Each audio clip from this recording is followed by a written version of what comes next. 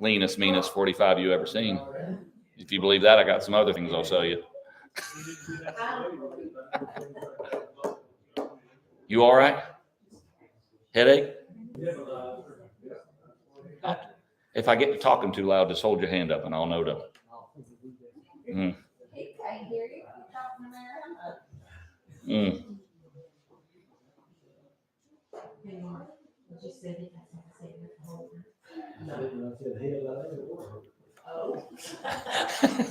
Did you hear? Yeah, he may. It's funny that selective hearing. He heard that one. Did you hear what I said? That's it. Yeah, you're too loud. Good evening. Any updates or things we need to make mention of? You're tomorrow. Bill filled us in up here, the one where they put you to sleep to do that part. I'm glad you did it that way. I can't imagine. It wasn't originally scheduled that way, and she described it to me. Yeah. Well, I think Kevin's the one that described it and said, 15 or 20 seconds or whatever it is doesn't sound like a long time. Hold your breath for 20 seconds and watch that clock go. No. Well, I couldn't sleep that night, and I kept counting 1 Mississippi. 2, No. I went into 10 and hyperventilated. Hey, I'm with you. Next morning. I'm with you. I am with you 100%. So want to be mindful of that. That's tomorrow.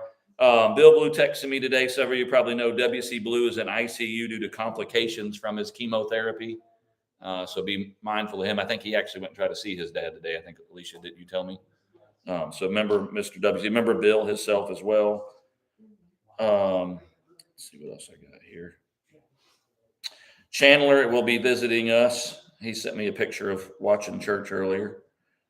What else did I get? Miss Carolyn Curry sent a message. It's thinking of all of us. What else did I have? Yep. Tomorrow at 10. All right. So if you want to be part of that study tomorrow morning at 10. Nolo is now sick. But older brother and mom are over past the flu-ish. But now little guy, he ain't jumped on you, has it? Or Carmen? Thank goodness, 10-4.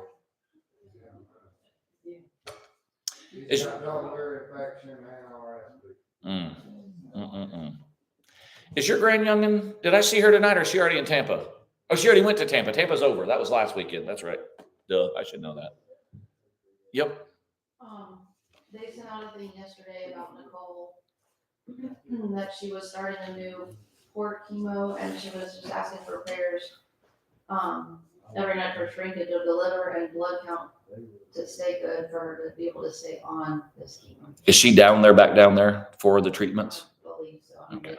Her nor her husband were there today. Okay. I was here. Okay. All right. Anything else or any updates, any praises you want to share or anything else we need to get sorted out? Oscar, do you mind kicking us off before we get started? Please, Lord, we come here tonight, thanking you for the opportunity of being here and hearing your word. Then what we hear tonight, dwell on our hearts. And let it be reflection in our action and our ways. We ask these things in Christ's name. Amen. Psalm 102 is where we'll be reading from.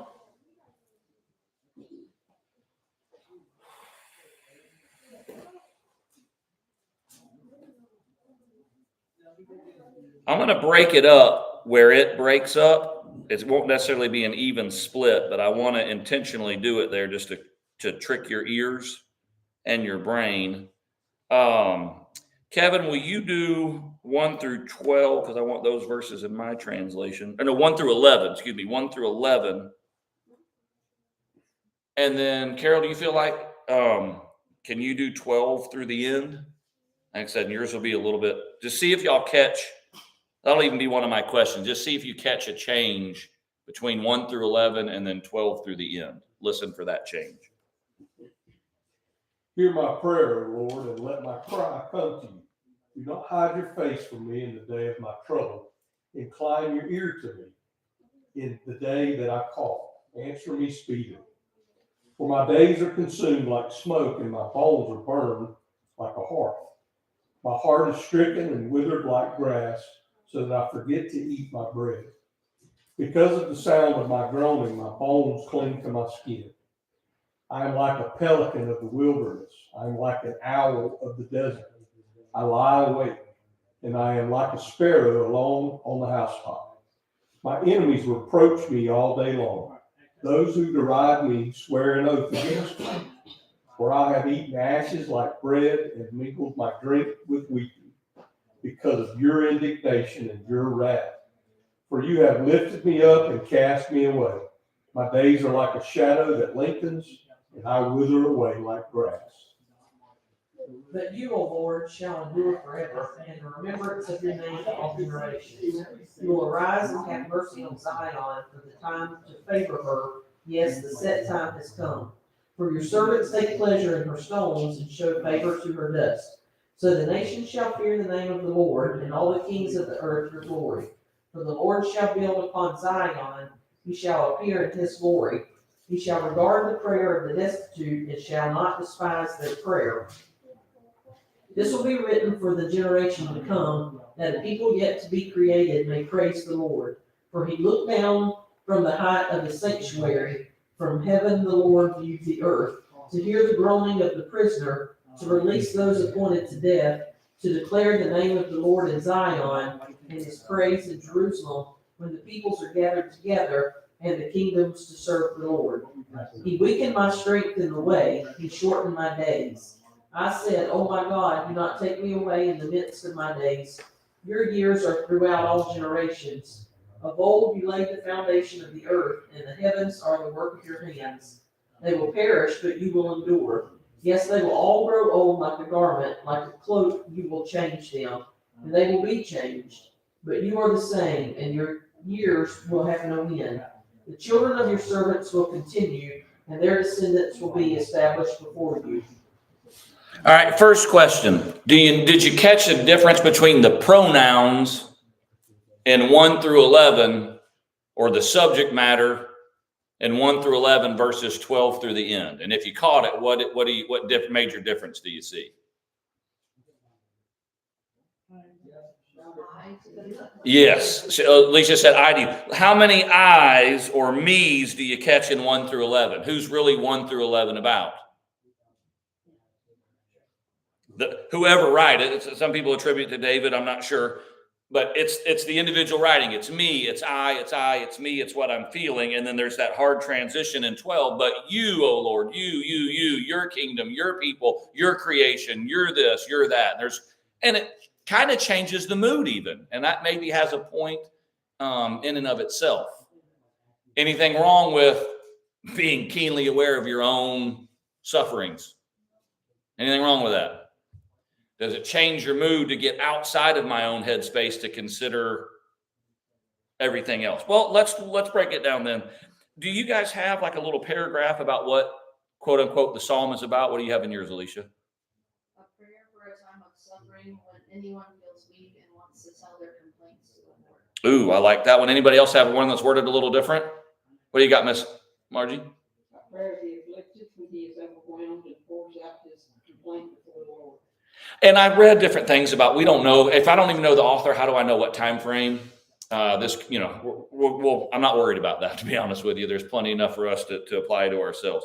Let's talk about it from of the afflicted, when you're overwhelmed and you're pouring yourself out before him, hear my prayer, let my cry come to you. Don't hide your face from me. Incline your ear to me. When I do pray, how long do I want to wait before you answer? Because I need it. I need it right now. You ever been there? Lord, I understand you got a time frame, and I understand that you'll get to it, and I understand in your time, all things will be made right, but I'm praying and I need it now. Anything wrong with that? Or we wouldn't have it recorded. What did worry, and we'll get to like what the cause of it is, but what was his physical condition with with this issue? Any of those phrases grab a hold of you? Did you catch that? Yeah. I forget to eat, verse 4. You ever been so stressed out? You just weren't hungry, didn't? Not at all, Jeeps. Remember a day I forgot. I'm talking about the next meal before I get through with the one I gotta have that planned out. You know, but you know what? I wouldn't put you in a category of a worrier either. I don't know. You don't ever stress. I don't know. But so G-Paul cannot relate to verse 4, but for the rest of us, maybe it's hilarious. There may be days he didn't eat, but he didn't forget. Yeah, he did. That's right. My bones are burned like a hearth. I'm on fire. My mind, my heart, my brain, all of it. My heart is stricken and withered like grass. You have to imagine very hard what withered grass looks like right about now. It's pitiful. Because of the sound of my groaning, my bones cling to my skin. That's just a follow-up on I'm not eating. And I'm just that we're gonna the bird analogies, the pelican, the owl, and the sparrow. Did anything grab a hold of you about that? Or what why those analogies, or what do you picture with that? What do you Pelican doesn't belong in the wilderness. I didn't think about that. Okay. Now, Ooh. A pelican is usually known to be by water. Ooh, I didn't. See, this is why you group study. My brain didn't go there. I was just kind of thinking, oh, he's just like a flamingo out there by his. I was thinking more the alone. I didn't think about a water-based bird has no water. And then what'd you say the other one? And an owl, same thing. That's not where he belongs. Usually in the forest. There probably are desert owls, but usually in the forest. What's your food source if you're in the desert, in the wilderness? Slim pickings, I would assume so. I lie awake. And now he's like, what's the third bird? That is, been there? I can't sleep. I don't feel like eating. So I'm just laying there with my mind racing and pretty alone in that moment. Been there?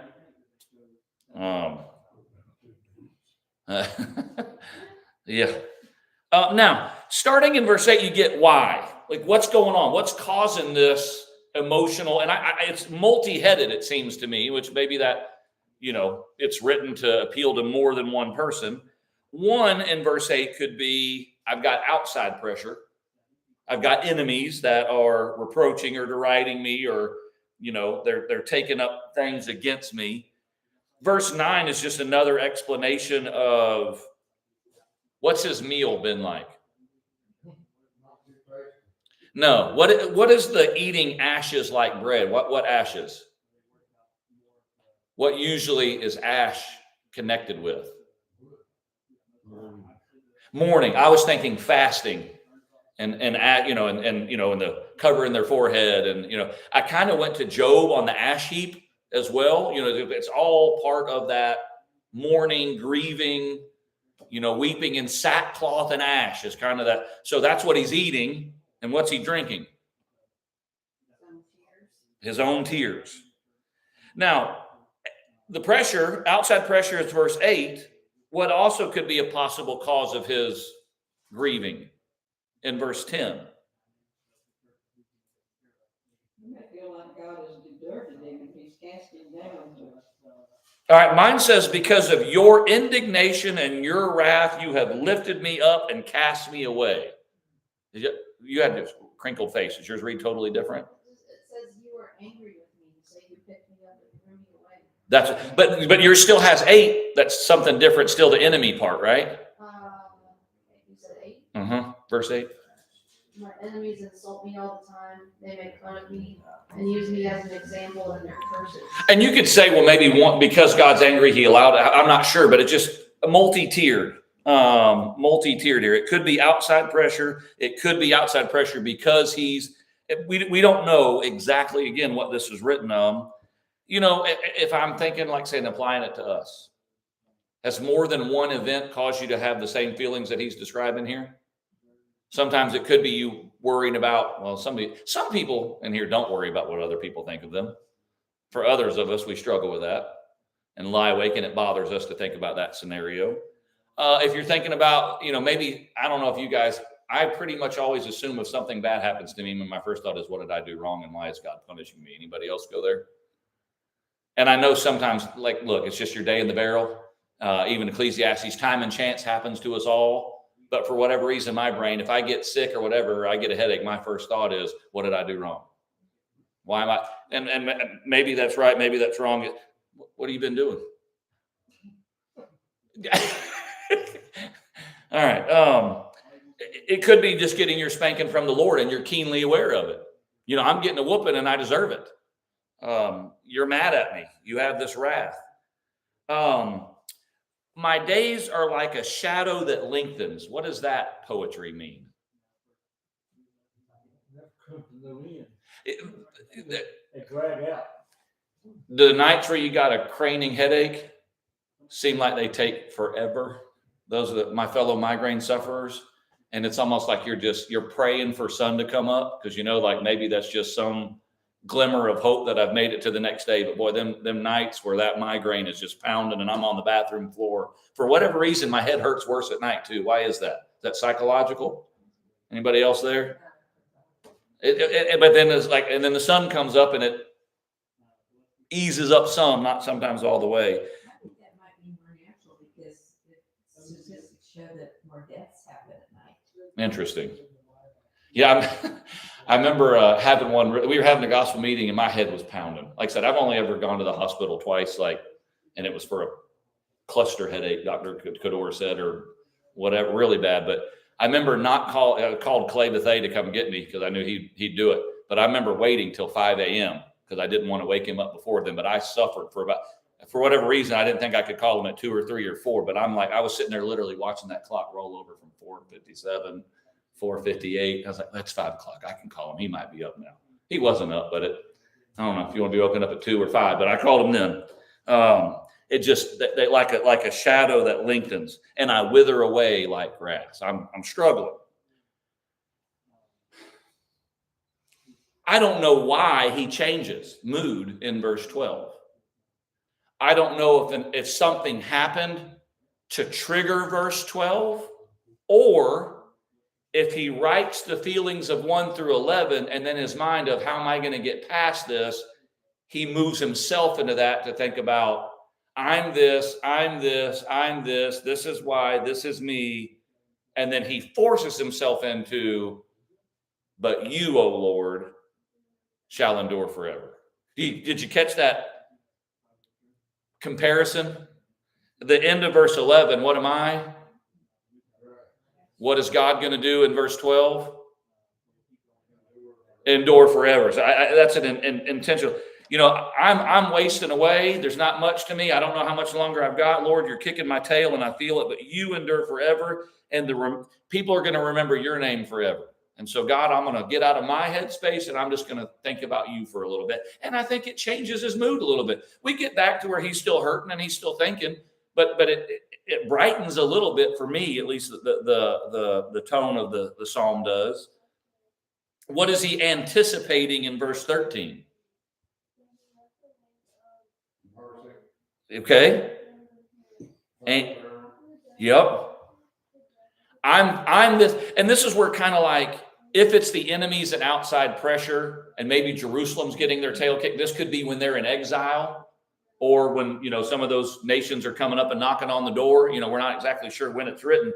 You know, we're getting our tail kicked. I feel awful. I'm wasting away. I'm worried. I'm this, but I am anticipating a day, God, well, you'll set things right for our city, John. Maybe 1 through 11 is him, you know, just venting.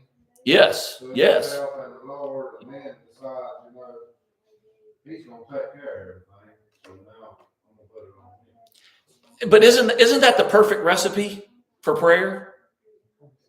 You know, because I'm not saying there's anything wrong, and if you're the person that can have something going on and skip right to 12, good for you. I just don't know if that's honest.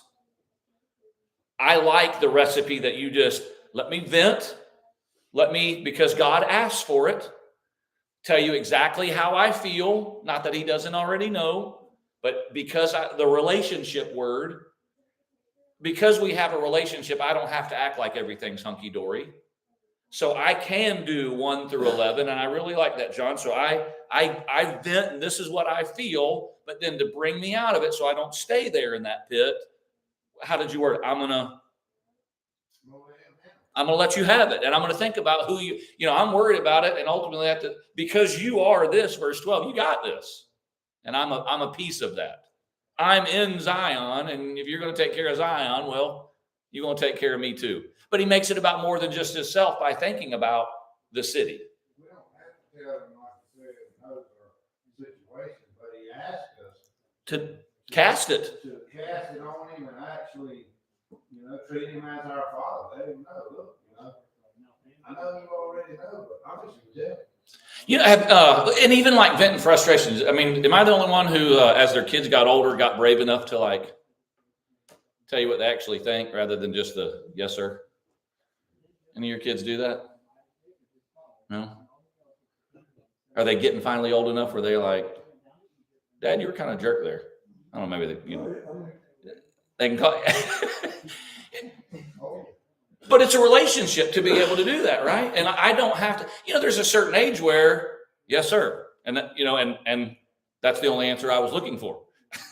The land of no-nos, when you're younger, just obey, do right, and whatever. As they get older, and that's a totally different, isn't it a better relationship in some regards? Yeah, but you teach them to be that way. You teach them to be honest, because they're not going to live with you forever. Right. They have to live in the world, so they have to tell people that they work around, work for, work with, how they feel. And it's a hard thing to do.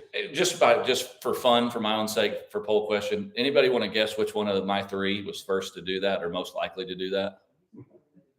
Y'all want to guess? Which one? You want to guess?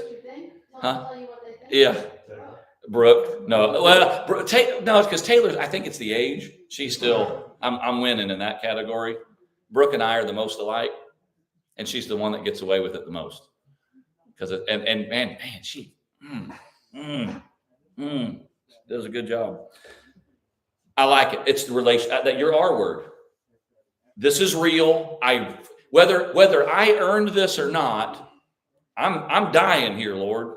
Like this is not just I'm wasting away with what I'm anxious over and not sure of.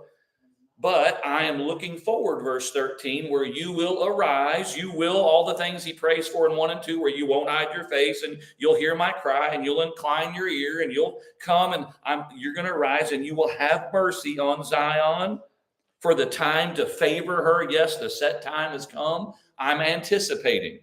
What would our be?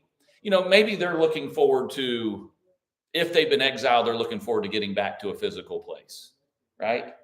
Maybe the Jews are looking forward to the coming of the Messiah. What are we looking for? Do you have all right, I may not get it in my time frame, but what's our ultimate that we're kind of anticipating?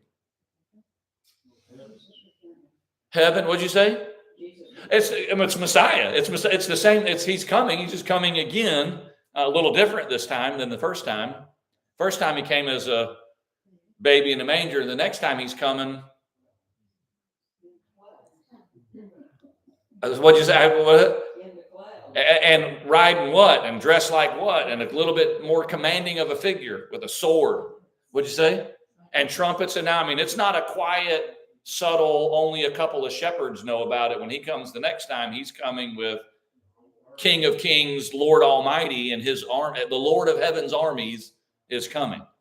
And we look forward to that time, that purifying, that you're going to make things right. We are, in our brains, we're the modern day Zion. We are and thy gates we long to see, and Lord, make it real. So that time is coming.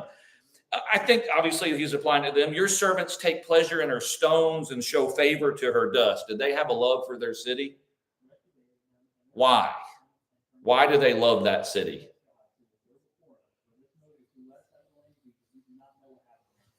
Don't overthink it. Why did they love that city? Whose city was it? It's his. And at least at some points in their history, it's where he dwelled. It's where he was. Right? Well, we sing song, oh, wonderful city of God. Are we just singing about heaven, or do we have a tiny taste of that now? Where does God reside now? Where's the temple now? Isn't that powerful? I don't have to go to a city. This right here can be God's dwelling place. That's 1 Corinthians 6. 1 Corinthians 3 is when all of us assemble like this, then he also, this is temple where he chooses to dwell and join us. So we treasure the stones. You know, what are the stones? Well, New Testament, we are being built up as living stones. We are like, so what they looked for and were treasuring in a city and had pride in a city, we can we are the living stones. We are that temple. We are that dwelling place. Now, more talking about them. Verse 15, because of what God did for his city, what did that do for him and for others in verse 15?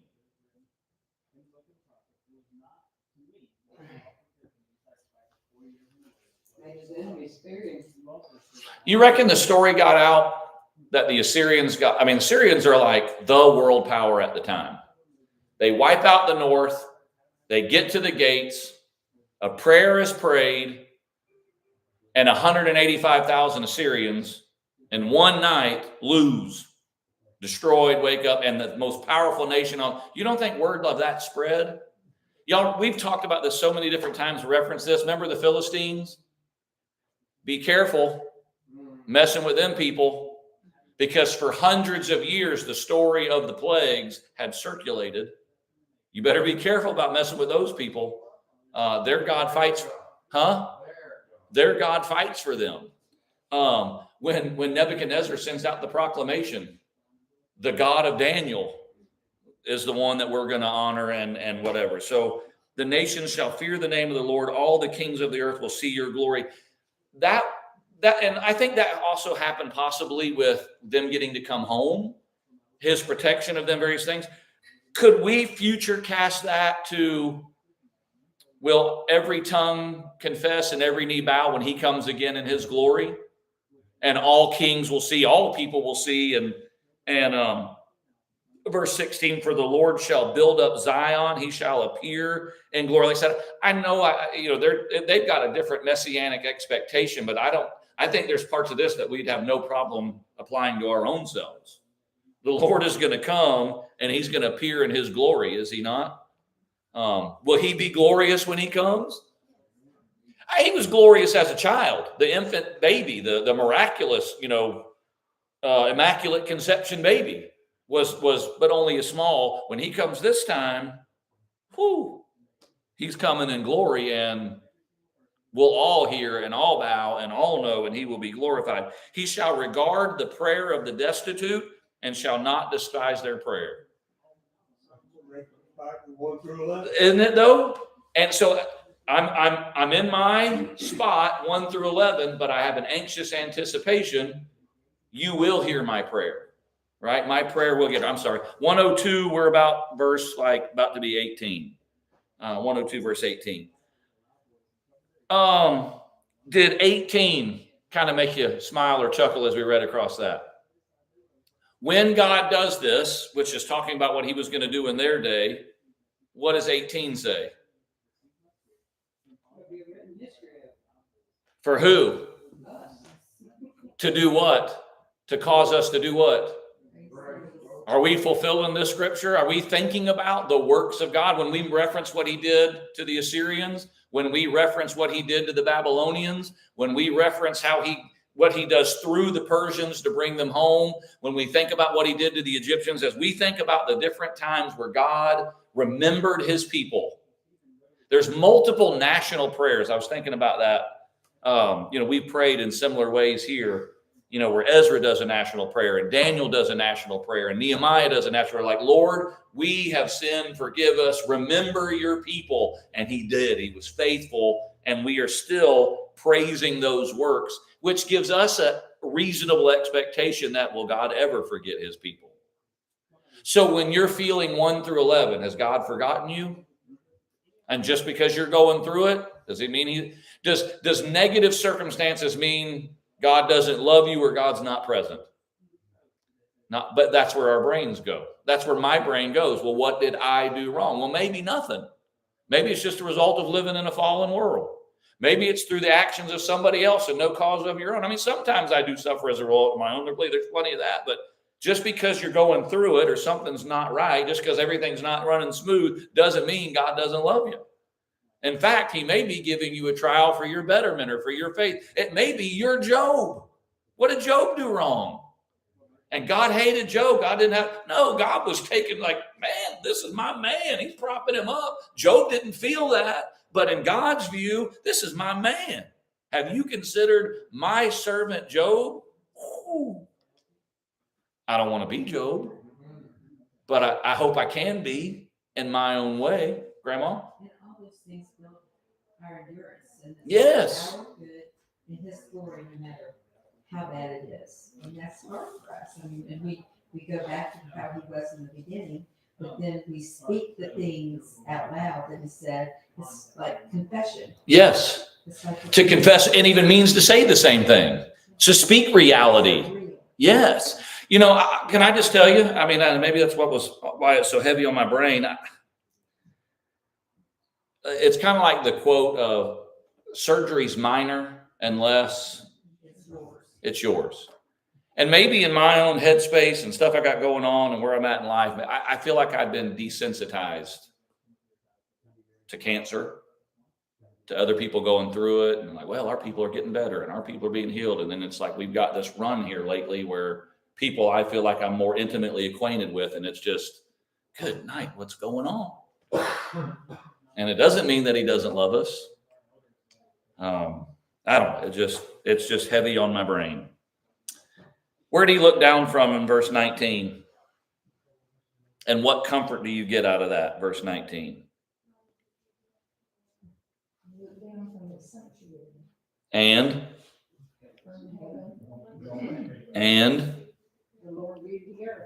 what does that mean? What'd you say, Grandma? He's watching us. He's watching. You know what he's worried about and what he's praying in 1 and 2, is he not right there? He's already there.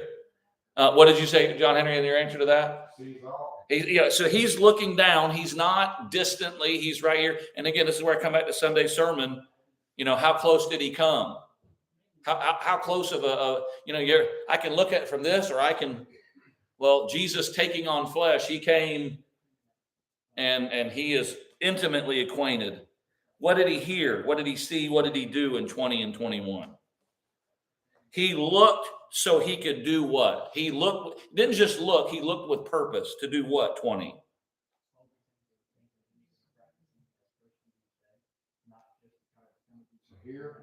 Hear of the prisoner. Does he hear it? The preachers that get taken captive in foreign soil?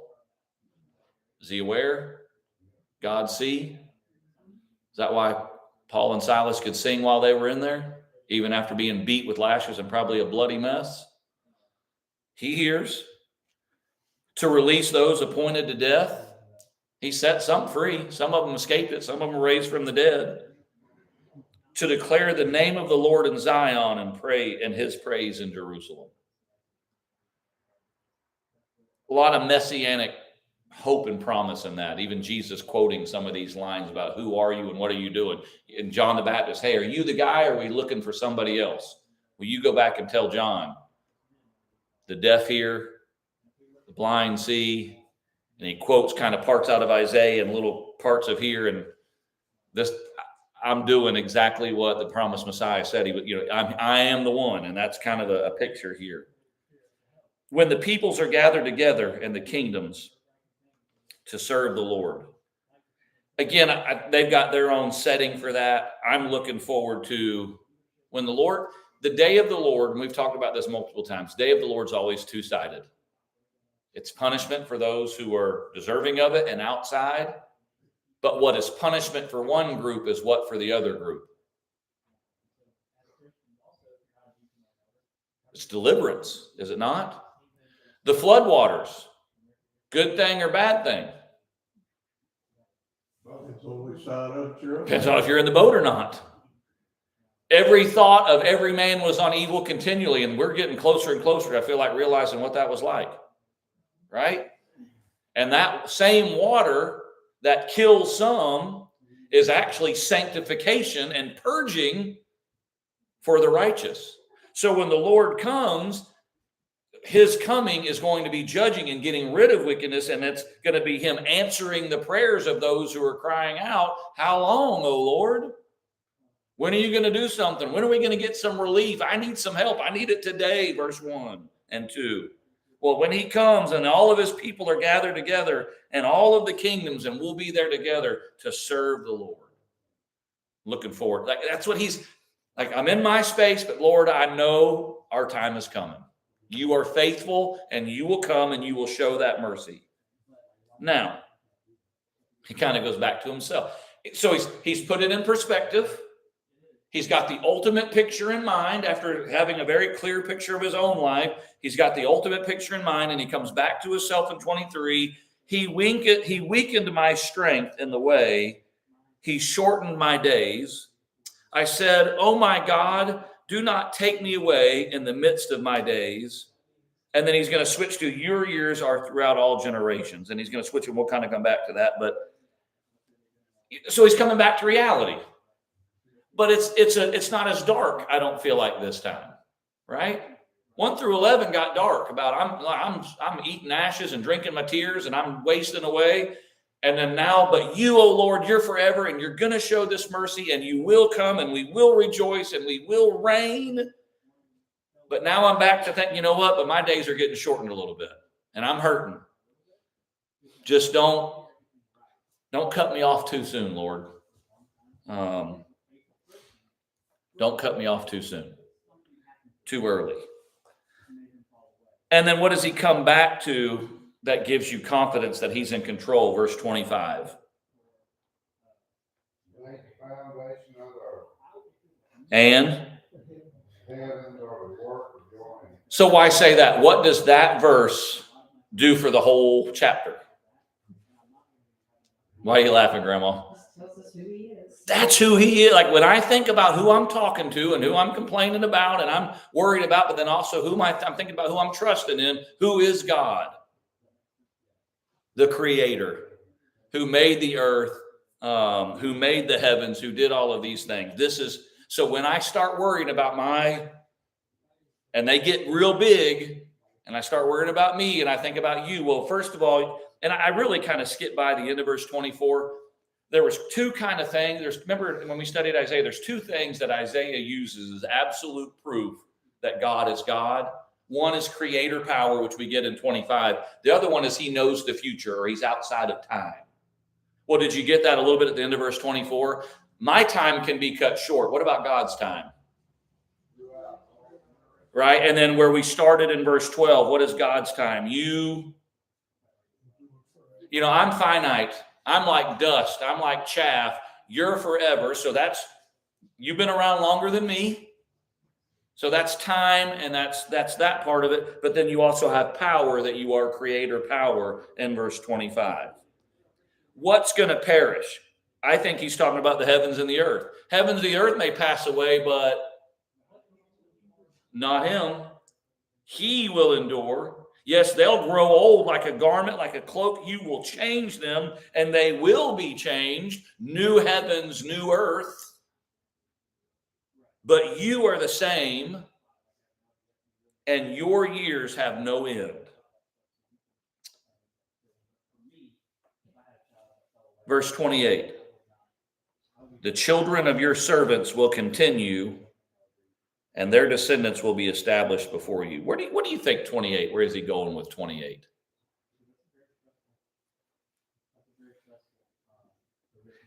What did he pray in 24?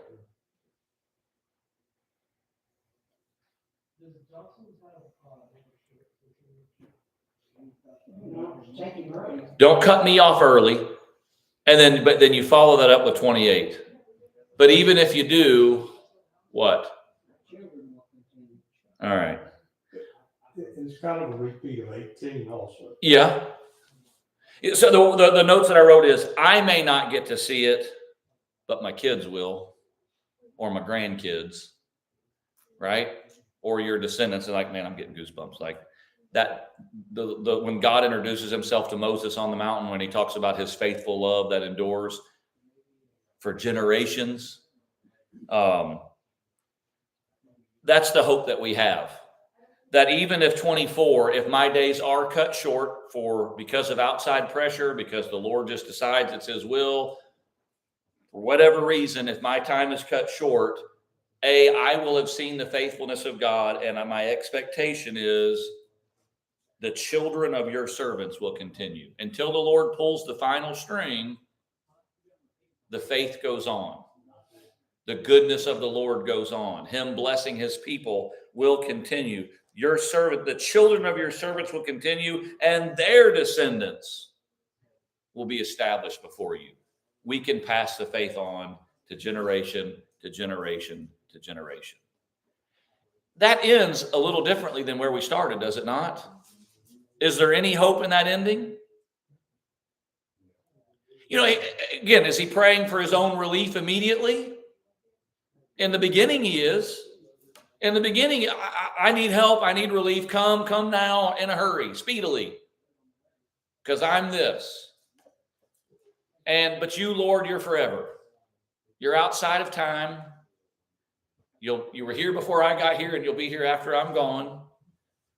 Don't cut me off too short, but even when my time is done, you're the creator, and let my kids and their kids and their kids be established before you. And they'll find you to be the exact same faithful God that I found you to be myself. I give you any help? Maybe you get your prayer answered, maybe you don't. God's still faithful. And then I can pass that on from generation to generation. Any other thoughts on 102? Man, we're pretty much, yeah. Hey, I finished a whole song. A 28 verse one. Good job, Dan. Hey, I finished 2 last time. Man, All right, we'll pick up 103, which is a Psalm of David, 103, and is what we'll pick up for Sunday morning.